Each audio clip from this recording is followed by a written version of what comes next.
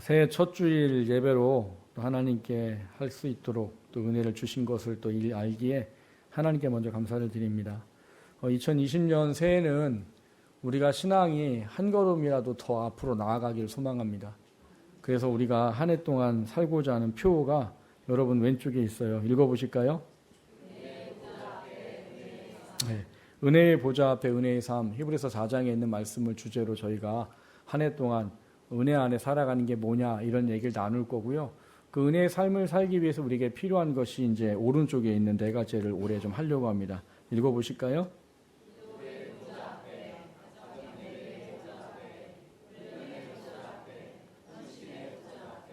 네. 이거를 왜 붙여놨을까요? 여기가 배가 헝해서 붙여놓은 게 아니고 늘 보면서 올 한 해 은혜 앞에 내가 살아야 되는구나 생각하시라고. 그 은혜 앞에 살려면 어떻게 해야 돼요? 네 가지를 실천하시라고. 실천 안 하면 은혜는 없습니다. 여러분, 신앙은 생각이 아니에요. 믿음은 생각이 아닙니다. 신앙과 믿음은 삶이지 생각이 아니에요. 아는 것에 멈추면 진짜 은혜가 아니에요. 여러분 삶에 올 한 해 가정 예배가 세워지고 기도가 세워지고 또 오늘 훈련하고 헌신의 보좌 앞에 서는 그런 어떤 은혜가 있어서 올 한 해 우리가 진짜 하나님의 은혜의 보좌 앞에 설 수 있게 되기를 주님의 이름으로 먼저 축원합니다. 우리가 한 달 한 달 또 은혜의 보좌 앞에 나아가는 이야기를 하게 될 텐데 1월 한 달 동안 우리가 나누려고 하는 주제는 정직이에요.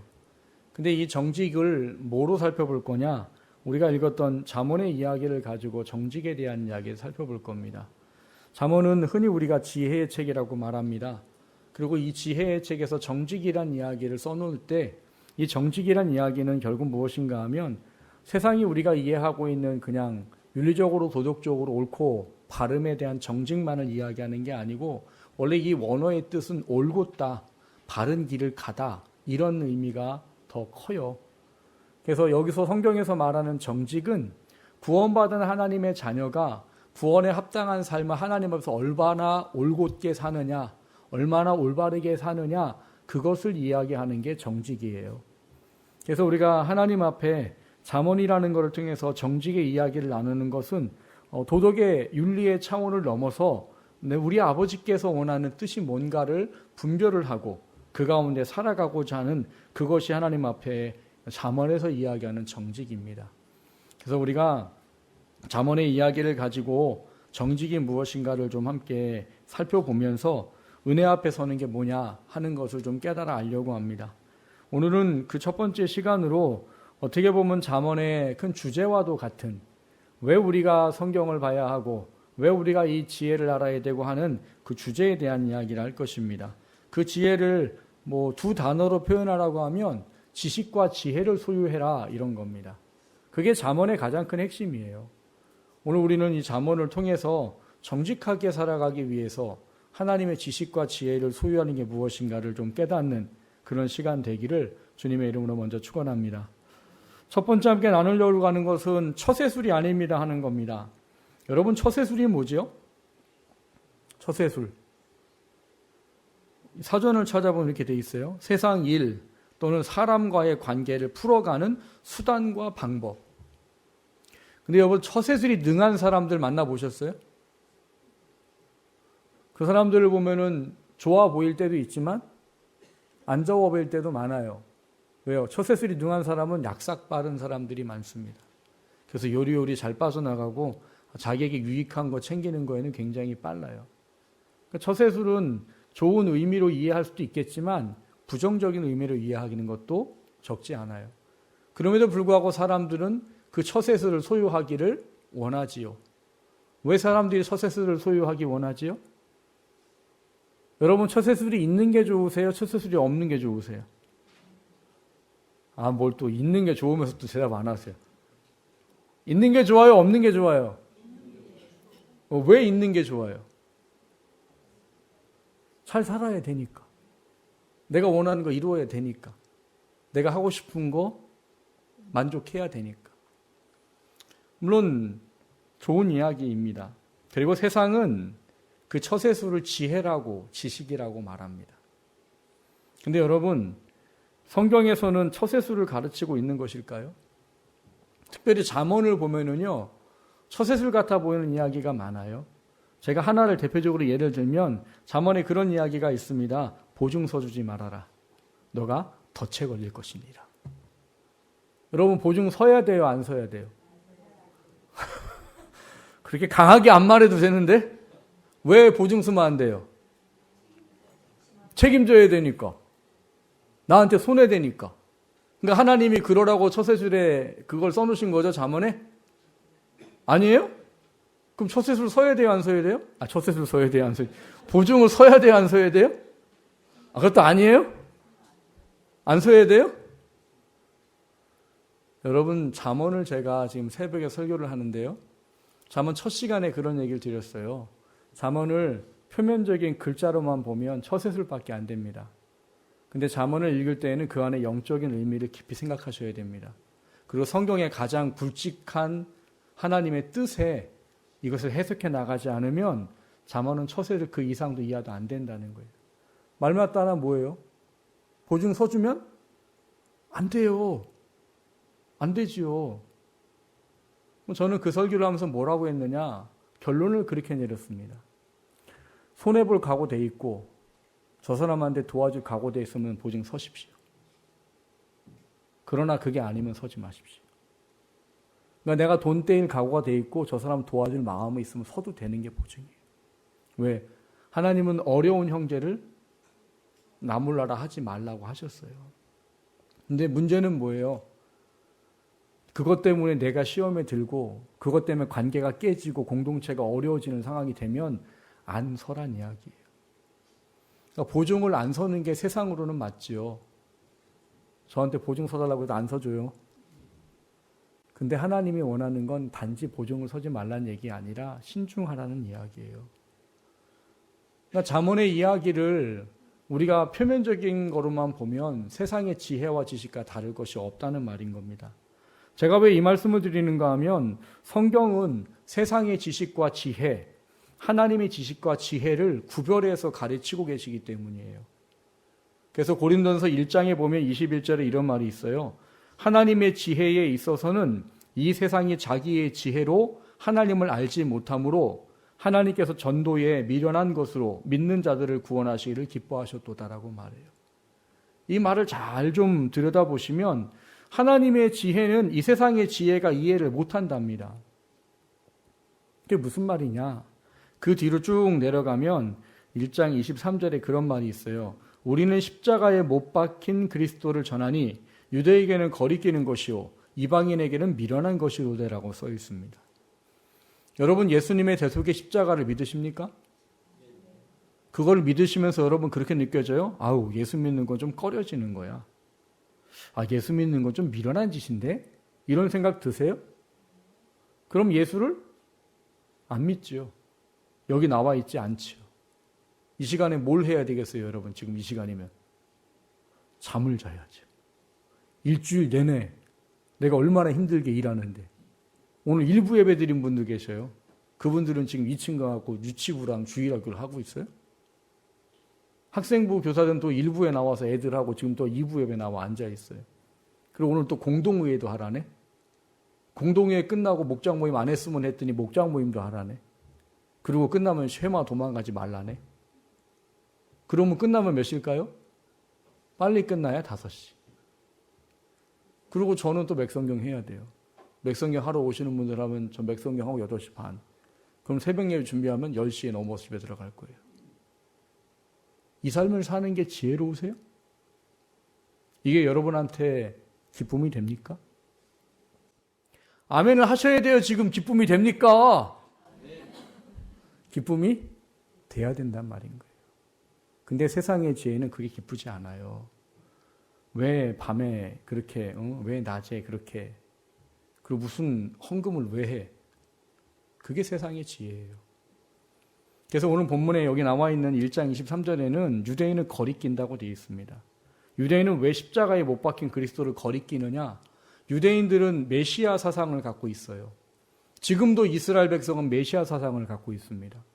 근데 그들의 메시아 사상은 뭐예요?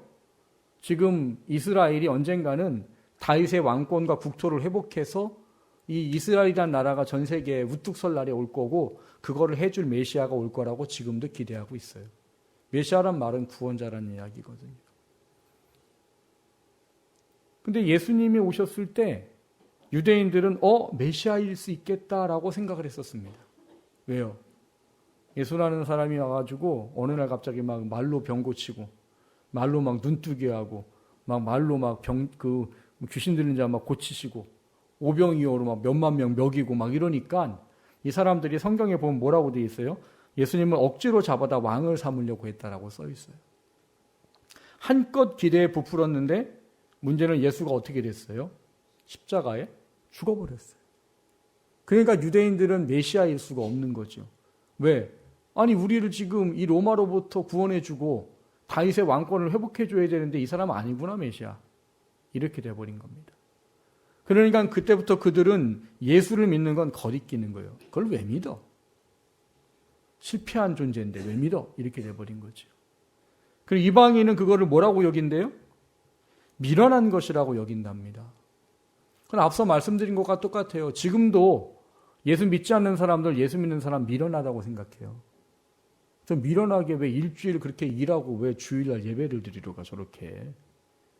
아니 돈 벌었으면 자녀와 가족을 위해서 써야지 왜 교회에다 돈을 갖다 바쳐? 그분들은 꼭 바쳐라고 얘기해요. 그 사람들 보기엔 예수 믿는 게 이상한 거예요. 미련한 거예요. 근데 1세기를 가면 더 이해할 수 없는 거예요. 1세기를 가면 왜 더 이해할 수 없어요?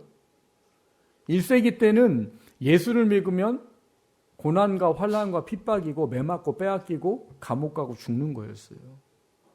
그러니까 이방 사람들 눈에는 그런 거죠. 아니 세상에 신도 많은데 왜 굳이 저거를 믿어가지고 안 받아도 될 고난을 받고 왜 안 맞아도 될 매를 맞고 왜 저런 어려움을 겪지? 저 미련한 사람들. 그게 세상의 지혜예요. 그래서 세상의 지혜는 하나님을 예수님을 믿을 수가 없게 됩니다. 그래서 하나님이 전도라는 미련한 방법, 예수 그리스도가 하나님이시요 그분이 메시아여 구원자라는 사실을 전도라는 미련한 방법을 통해서만 예수 믿고 구원받도록 하는 일을 하셨단 말인 거예요. 그게 성경에서 말하는 세상의 지혜와 하나님의 지혜예요. 그럼 하나님의 지혜는 뭐냐는 거예요? 우리가 잠언을 흔히 이야기할 때 지혜서라고 말합니다. 잠언이 지혜서가 되려면 앞서 말씀을 드렸더니 처세술의 개념의 의미를 이해하면 지혜서가 아닌 거예요. 그러면 그거는 한낱 세상의 지혜와 다를 게 없고 세상의 지식과 다를 게 없어요. 근데 하나님이 말하는 잠언의 이야기는 세상의 지식과 지혜가 아니라 하나님이 무엇을 원하시는지 구원받은 우리가 어떻게 살아야 될지를 깨달아 알 수 있도록 해주는 그 지식과 지혜이기 때문인 겁니다. 그래서 오늘 본문 1절에 보면 내 아들아 내가 만일 나의 말을 받으며 나의 계명을 내게 간직하며 라고 말해요. 여기 말하는 내 아들아는 누굴 얘기했냐? 1차적으로는 솔로몬의 자녀입니다. 그 솔로몬의 후대예요. 2차적으로는 하나님을 믿고 살아가는 모든 사람들에게 한 이야기예요. 그 여기 나의 말을 받으며라고 말할 때 나의는 누구예요 그러면? 솔로몬이에요. 여러분 잠언을 대부분 누가 썼어요? 솔로몬이 썼거든요. 그러니까 솔로몬이 그 후손들에게 뭘 하라는 거예요? 나의 말을 받아라. 나의 계명을 간직해라 이렇게 말해요. 그럼 여기 나의 말과 나의 계명을 간직하라는 것은 솔로몬이 가지고 있는 지혜를 이해하고 솔로몬이 주고자 하는 그 지혜를 소유하라는 걸까요? 그게 아닌 거지요. 그 대답은 5절에 가 있습니다. 5절에 보시면 여호와 경외하기를 깨달으며 하나님을 알게 되리라. 야 나의 계명을 가지고 내가 너에게 주는 이것을 마음에 새겨라. 근데 그 결과가 뭐래요? 여호와를 경외하게 될 거고 하나님을 알게 될 거다예요. 그러니까 솔로몬이 말하는 지혜는 뭘 알도록 하기 위한 거예요? 하나님이 누구시냐? 그분의 원하는 뜻이 뭐냐? 어떻게 살아야 구원받은 하나님의 자녀냐? 이런 거를 설명하는 게 여기서 말한 나의 말을 듣고 나의 계명을 지키라는 이야기예요. 그러니까 잠언이 이야기하고자 하는 솔로몬의 이야기는 결국 뭐냐? 세상의 처세술이 아니라 뭐라는 거예요? 하나님이 누구신지를 알고 그분이 무엇을 원하시는지를 알고 그분 뜻 안에 살아가는 것이다라는 거예요. 그게 오늘 본문의 5절부터 뒤에 있는 15절까지 나와 있는 이야기인 겁니다. 오늘 본문에는 크게 세 가지로 하나님의 지혜를 정리를 해놨어요. 첫 번째는 5절부터 8절까지인데 뭐라고 되어 있습니까? 여호와를 경외하기를 깨달으며 하나님을 알게 될 거다라고 하는 거예요. 그 하나님을 알게 되면 7절에 보면 온전한 자가 방패가 되시는 것을 알게 될 것이고, 그리고 8절에 보면 정의의 길을 보호하시고 성도의 길을 보존하는 하나님을 알게 될 것이다라고 되어 있는 거예요. 그러니까 솔로몬이 가르치는 하나님의 말씀을 그 마음속에 받아들이게 되면 뭘 알게 되느냐? 세상의 처세술을 아는 게 아니고 하나님이 누구신지를 알고 그분을 경외하는 삶이 무엇인지를 알게 된다는 거예요. 다른 말로 말하면 하나님과의 관계가 세워진다라는 이야기로 정리를 할 수 있다는 거예요. 그러니까 하나님이 주신 지혜는 뭐냐? 하나님을 아는 거예요, 여러분. 하나님 누구시지? 그분 어떤 분이시지? 그분 내게 뭘 원하시지? 그 하나님을 아는 거라고 얘기를 하는 거예요. 결국 하나님의 관계를 알게 된다는 겁니다. 그게 하나님이 주시는 이 지혜의 첫 번째 목적이에요. 두 번째는 뭐냐? 9절에 나와 있는 겁니다. 두 번째는 내가 공의와 정의와 정직, 그 선한 길을 깨달을 것이다라고 되어 있어요. 하나님을 알고자 하는 본질이 뭐냐? 그분의 뜻을 아는 거예요. 그분의 뜻을 알려고 하는 목적이 뭐냐? 어떤 게 옳은 거냐? 어떤 게 바른 거냐? 어떤 게 바른 삶이냐를 깨닫는 이 선한 길을 깨닫는 거라는 거예요. 그거를 공의와 정의와 정직이라는 거로 함께 표현을 해놓은 겁니다. 근데 이거를 우리가 이해하기 쉬운 말로 말하면 뭐냐? 하나님 말씀에 순종해라 이거예요. 하나님 말씀에 왜 순종해야 되는지를 깨달아 알 수 있는 것이 하나님이 우리에게 주시는 지혜라는 거예요. 이 지혜는 세상의 지혜와 다른 것이죠. 여러분, 세상의 지혜는 누가 나를 오른뺨을 때렸어요. 그럼 난 어떻게 할까요? 반쯤 죽여놔야 되는 거예요. 그게 세상의 지혜예요. 누가 내 속옷을 뺏자고 그러면 어떻게 해요? 그 사람 겉옷을 뺏어버려야 되는 거죠. 여러분, 속옷과 겉옷을 표현한 이유는요, 이스라엘 사람들은 속옷을 잘 안 입었습니다, 그때. 그러니까 그게 별로 아예 의미가 없는 거예요. 그 속옷은 값어치가 없어요. 근데 겉옷은 생명과 같은 거예요. 밤에 잘 때 덮고 자야 될 이불과도 같은 것이고 자기를 추위와 더위로도 보호할 수 있는, 그래서 겉옷은 비싸요. 그래서 그 말이 뭐냐? 하찮은 거 요구하는 그 사람한테 좋은 거 주란 얘기예요. 속옷을 달라 하는 자에게 겉옷을 주란 이야기가. 근데 여러분 같으면 누가 별것도 아닌 것을 뺏으려고 해. 그럼 어떻게 해요? 그거를 지키기 위해서 안간힘을 써야죠. 그게 세상의 지혜예요. 누가 나보러 억지로 오리 가자고 하면은 성경에 예수님은 뭐라고 해요? 심리까지 가져라. 누가 나보러 억지로 오리 가자고 하면 어떻게 돼요? 발로 차고 도망가야죠. 내가 왜 그 사람하고 억지로 오리를 가져요? 그게 그냥 가는 게 아니에요. 그 사람한테 뭔가 짐을 지어주고 가는 개념인 거예요. 그게 세상의 지혜예요. 근데 예수님은 참 어려운 말씀을 해주셨죠. 속옷을 달라면 뭘 주래요? 겉옷을 주어라. 누가 너의 오른뺨을 때리면 왼뺨도 돌려대라. 원수를 위해서 기도하고 원수를 갚지 말아라. 이게 우리 힘으로 되나요? 저보고 하라고 해도 못합니다. 근데 성령이 충만하고 하나님의 뜻이 깨달아지고 내가 왜 그렇게 살아야 되는지를 알게 되면 그것을 하게 되더라는 거예요. 그게 하나님의 지혜가 우리에게 주는 하나님의 은혜인 거예요. 그거를 몰라버리면 우리는 구원받은 채로 그냥 내가 원하는 육신의 삶을 살아갈 수 있습니다. 세상의 지혜를 가지고. 근데 세상의 지혜를 가지고 평생 살다가 하나님 앞에 서면 여러분 후회하게 됩니다. 성경은 부끄러운 구원 받는다고 돼 있어요. 뭐 순종하지 않고 산다고 지옥 가지는 않아요. 구원은 믿음으로 말미암는 거니까. 너희 행위로 말미암지 않느니라고 말했으니까.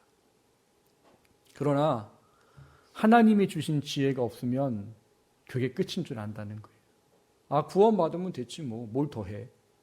그냥 예수님 믿고 내가 원하는 거 그냥 하나님께 기도하고 만사 형통하고 또 성공하고 잘 먹고 잘 살다가 천국 가면 되는 거지. 그리고 천국 가서 또 재밌고 멋지게 살면 되는 거지. 그게 하나님의 지혜가 주어지지 않을 때 나타나는 현상인 거라는 거예요. 그래서 하나님의 지혜가 주어지면 무엇이 내게 올바른 삶인지 삶을 알고 그 삶에 순종할 수 있다라고 말하는 겁니다. 그래서 잠언 1장부터 9장까지 보면 두 갈래의 길에 대한 이야기를 계속 기록해놔요. 악한 거, 선한 거, 악인, 선인, 어둠의 길, 생명의 길, 미련한 거, 지혜로운 거, 이런 거를 1장부터 9장까지 비교를 해서 설명을 쭉 해놓은 거예요.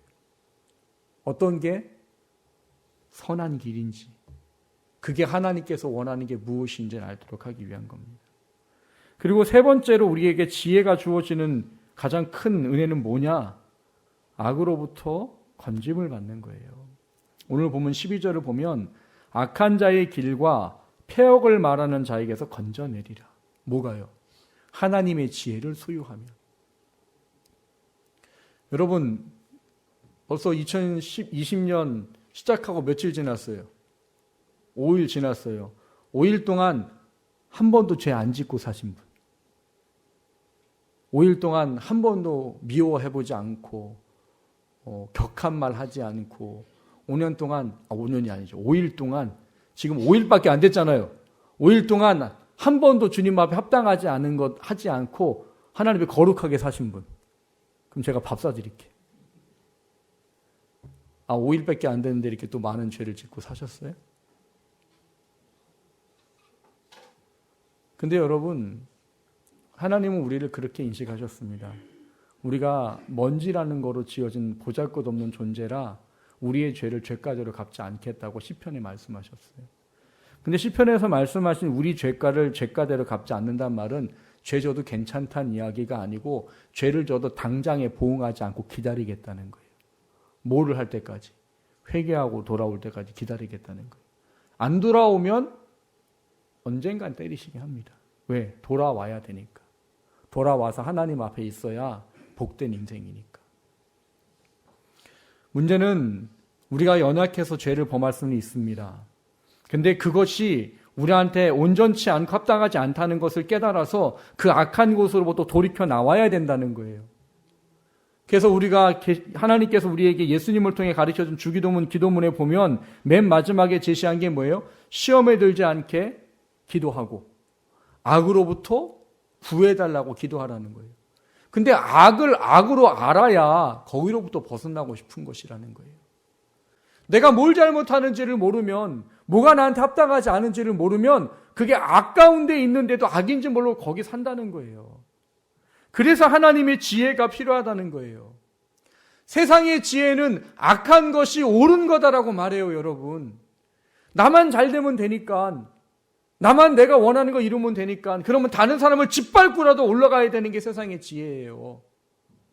나만 잘 되면 되니까 남에게 사기를 치고 남을 속여서라도 나만 잘 되면 되는 거예요. 그게 세상이 말하는 지혜예요. 근데 하나님은 그거를 악이라고 말한다고요.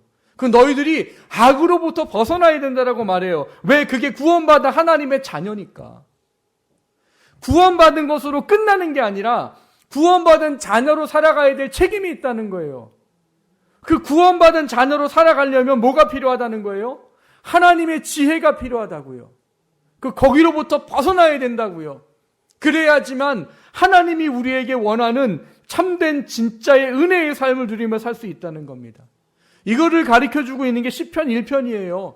악인의 꾀로부터, 죄인의 길로부터, 오만한 자의 자리로부터 벗어나라는 거예요. 근데 그것을 벗어나도록 하기 위해 제시하는 게 뭐예요? 너는 율법을 즐거워하여 주야로 그거를 묵상하는 자가 되라. 그게 하나님의 지혜를 소유하는 겁니다. 그 하나님의 지혜가 없는 한에는요, 우리는 하나님이 원하는 삶을 절대 못 삽니다. 구원은 받고 살아요. 구원은 성령께서 깨달을 수 없는 그분이 하나님의 아들이라는 사실을 내 마음 가운데 믿게 하시고, 그 대속의 십자가의 은혜가 내한테 믿어지고 내가 죄인이라는 것과 그분이 나를 위해 십자가에 죽어주신 하나님의 아들이고 하나님이라는 사실이 깨달아지고 믿게 되는 게 구원의 은혜예요. 그것도 성령의 하나님이 아니면 안 된다고 했잖아요. 여러분 예수님 믿기 전과 여러분 예수님 믿고 난 삶이 똑같아요? 여러분 예수님 믿기 전에 누군가 여러분 전도했을 거 아니에요? 근데 여러분이 그 사람들 얘기 들을 때 우와 대단한 지혜다. 그래 맞아 나는 죄인이야. 예수님 없으면 안 되지. 그래 보신 적 있으세요? 없어요. 무슨 정신 나간 소리를 하고 너나 믿어 너나. 내가 가는 천국이고 네가 가는 천국 따로 있어. 너나 믿어 이래요. 근데 성령이 임하시고 나면은요. 그게 깨달아지더라는 거예요. 내가 죄인이라는 게. 그 내 죄를 예수님 없이는 해결될 수 없다는 게 깨달아지는 거예요. 그건 한없는 말할 수 없는 은혜예요. 문제는 그 은혜를 깨닫는 거에 멈춰버리는 게 문제라는 거예요. 하나님은 거기서 어떻게 하랍니까? 더 은혜의 자리로 나아가라는 거예요. 그게 무엇인지를 깨달아 아는 게 하나님의 지혜라는 거예요. 사랑하는 성도 여러분, 하나님은 우리가 하나님의 지혜를 가지고 이 세상을 살기를 원합니다. 그게 정직이에요. 하나님이 말하는 정직. 하나님 앞에 정직하라는 거예요. 하나님 보시기에 정직하라는 거예요. 하나님 앞에 정직하고 하나님 보시기에 정직한 게 뭔데요? 내게 원하는 하나님의 삶을 살아가는 게 하나님 말하는 정직이에요. 2020년 우리가 그 하나님의 지혜를 소유하고 그 정직하게 인정받는 삶이 되기를 주님의 이름으로 축원합니다. 두 번째로 나누고자 하는 것은 은혜의 보좌 앞에 나아가는 길이 뭐냐 하는 거예요. 올해 우리의 표어가 은혜의 보좌 앞에 은혜의 삶입니다. 은혜의 삶이라는 건 단지 내가 원하는 기도 응답되고 내가 원하는 것 이루고 이게 은혜의 삶이 아니고 구원받은 은혜, 구원에 합당한 삶을 사는 게 진짜 은혜인 거예요. 근데 그 은혜의 보좌 앞에 은혜의 삶이 되기 위해선 우리에게 반드시 필요한 게 있는데 그게 하나님의 지혜라고 말씀을 드렸습니다. 근데 그 지혜를 우리가 어떻게 하면 소유할 수 있습니까 하는 거예요. 어떻게 하는 것이 지혜의 은혜의 자리 앞에 나아가냐는 거예요. 그거를 설명해 주는 게 오늘 본문 2절부터 4절까지입니다. 2절, 3절을 좀 같이 읽어볼까요? 내 귀를 지혜에 기울이며 내 마음을 명철에 두며 지식을 불러 구하며 명철을 얻으려고 소리를 높이며. 무슨 얘기예요? 솔로몬이 자녀들에게 야, 너 귀를 지혜에 기울여라. 내 마음을 명철에 둬라. 그 지식을 불러 구해라. 그 명철을 얻으려고 소리를 쳐라. 이렇게 얘기하고 있어요.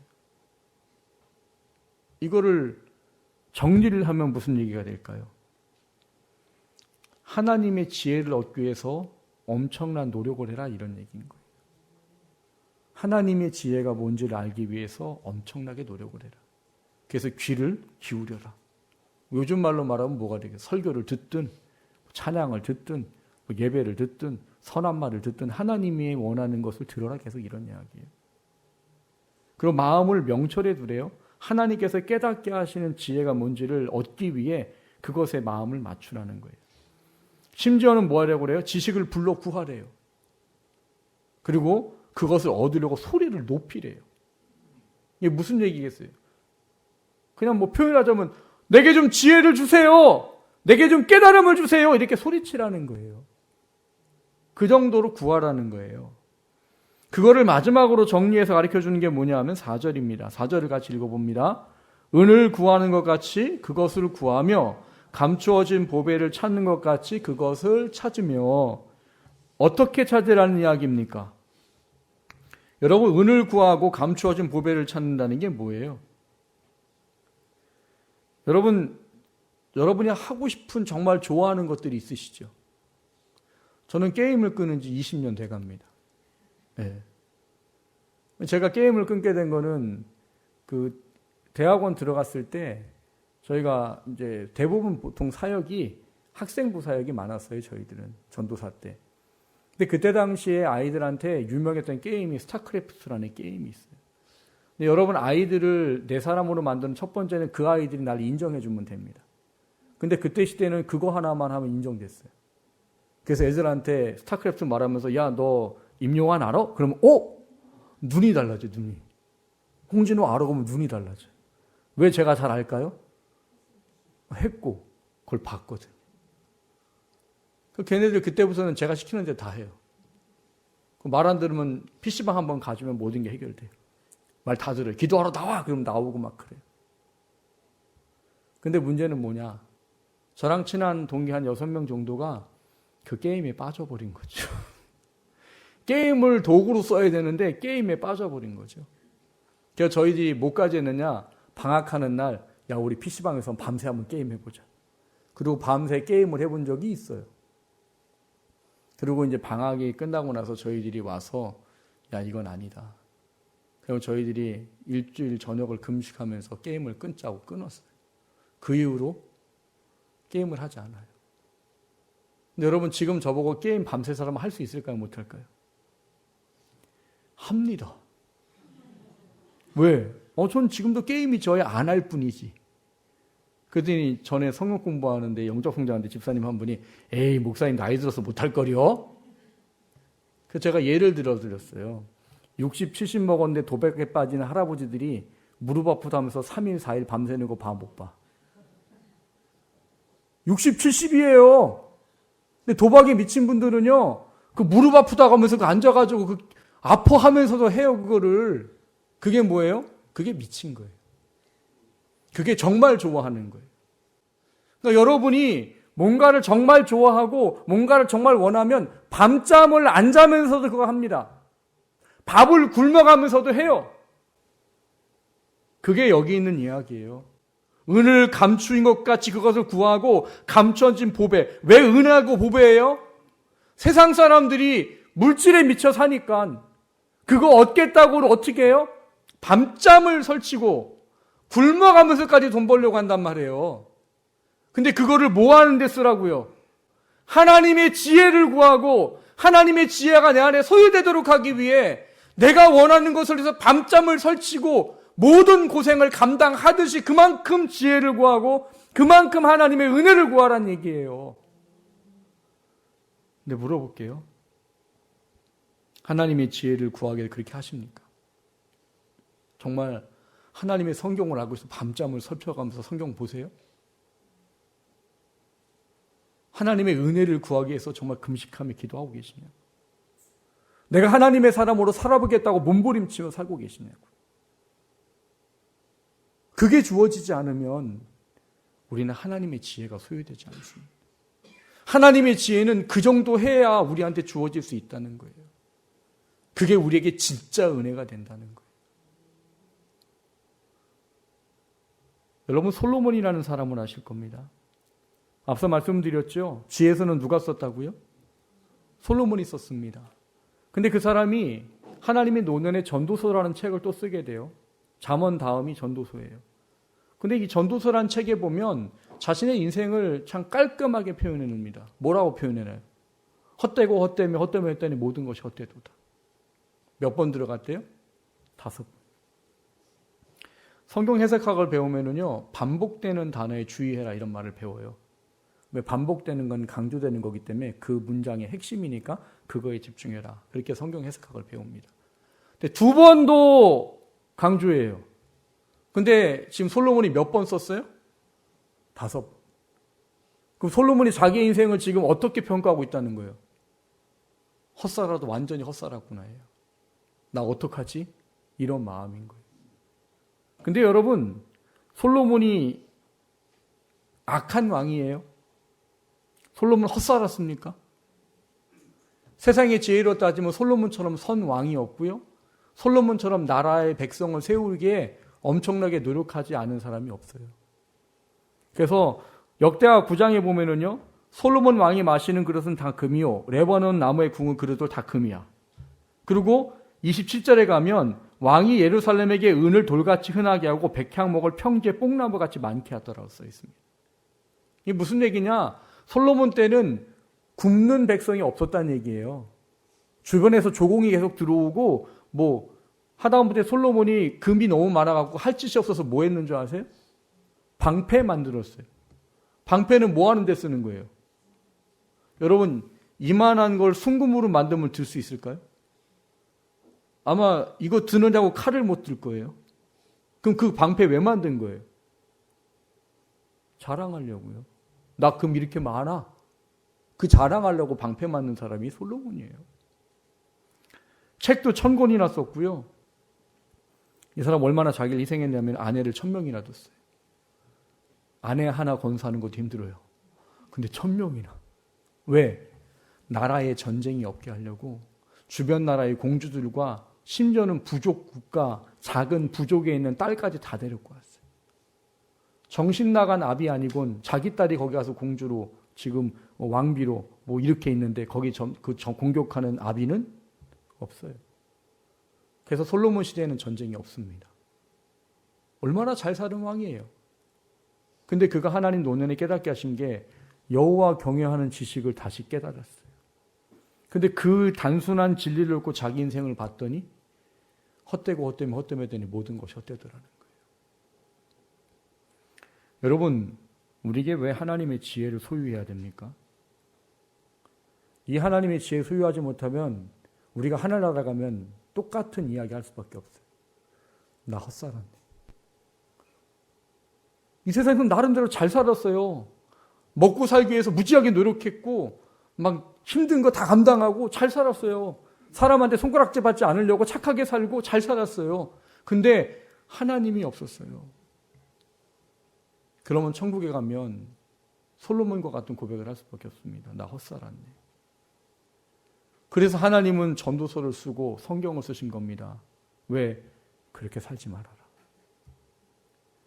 마지막 전도서 마지막 12장에 보면 결론을 이렇게 내립니다. 일의 결국을 다 들었으니 하나님을 경외하고 그의 명령들을 지킬지어다. 이것이 모든 사람의 본분이니라.